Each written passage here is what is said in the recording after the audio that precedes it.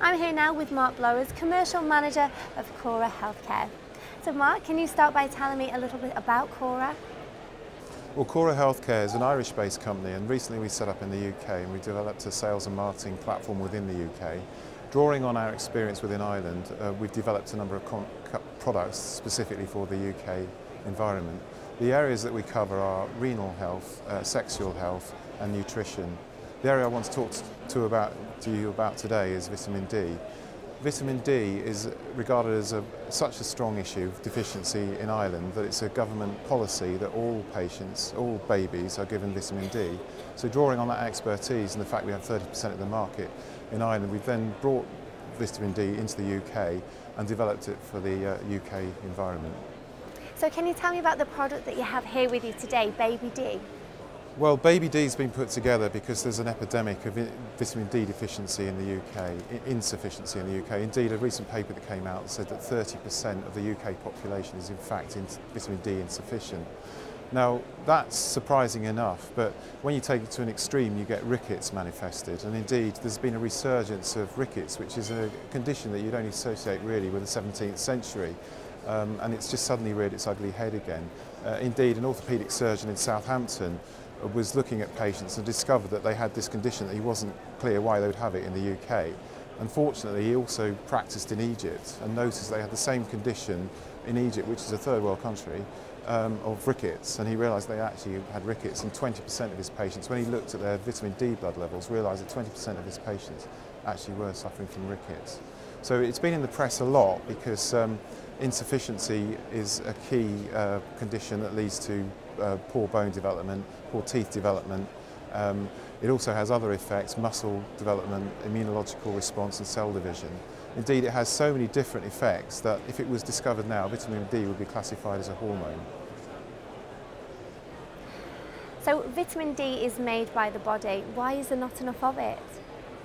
Well, there's not enough of it. Actually, funnily enough, it'd be no surprise to you that we've had some very bad summers recently. So that would be the obvious flippant answer to say, well, we haven't had good enough summers. There's a bit more to it than that. Actually, what's happened, it's funny, we're a victim to the campaign that we've had, the success of a campaign to stop cancer.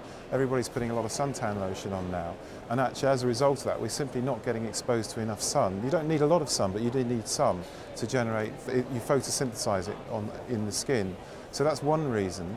Another reason is that people are just simply not going out as much. They lead a more sedentary lifestyle and just simply aren't getting exposed to the sun. It's the Xbox generation, if you like.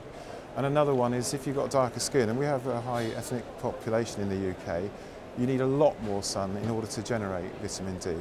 Added to that, we're quite far north, and in fact, not a lot of people know this, but there's not enough sun from October right through to April to generate vitamin D. And a quick rule of thumb would be if your shadow is longer, taller than your height, you're not making enough vitamin D, which in this country is most of the time, as I'm sure you'll agree. So there's a lot of reasons. Added to that, vitamin D, you could say, well, why not just eat the right foods? But actually, there's very few foods that have vitamin D in them. You can get vitamin D in oily fish and in egg, for example, and it's also fortified in cereals and margarine, but that's the limit of it, really. So actually, we do rely for 90% of our vitamin D intake on the sun, and if we're not getting enough sun one way or another, then we simply just don't get it. Well, what are the recommendations for managing vitamin D? Well, the recommendations are very clearly set out by the Chief Medical Officers in a recent letter that was sent out in January. That's all the Chief Medical Officers for the whole of the UK. And what they said in that was that from 1 month to 6 months, the dose should be 8.5 micrograms per day. From 6 months to 5 years, it should be 7 micrograms per day. And then for pregnant women and breastfeeding women, it should be 10 micrograms per day. And actually, adults that aren't getting enough sun, which is most of us, should also be taking 10 micrograms per day, as well as the elderly. So all of those recommendations for the older cohort are 10 micrograms per day. There is a slight exception to that. If babies are receiving formula milk, then they don't need to take supplementation. And finally, can you tell me how you administer Baby D? Well, because, as I was saying, the Chief Medical Officer has 3 dosage recommendations, what we've made is we made this product to match those dosage recommendations so everybody can get the right dose from the same bottle. The box comes with a syringe, which is this. You then simply plug it into the bottle And for the 10 micrograms, which is for adults and breastfeeding mothers and childbearing mothers, it's 10 micrograms. Then if you move it down a bit, there's an 8.5 microgram marker there, and that's for babies from 1 month to 6 months. And then if you move it a bit further down again, it's 7 micrograms, which is for 6 months to 5 years, infants from 6 months to 5 years. Thank you, Mark. And for more information, please visit their website, korahealthcare.com.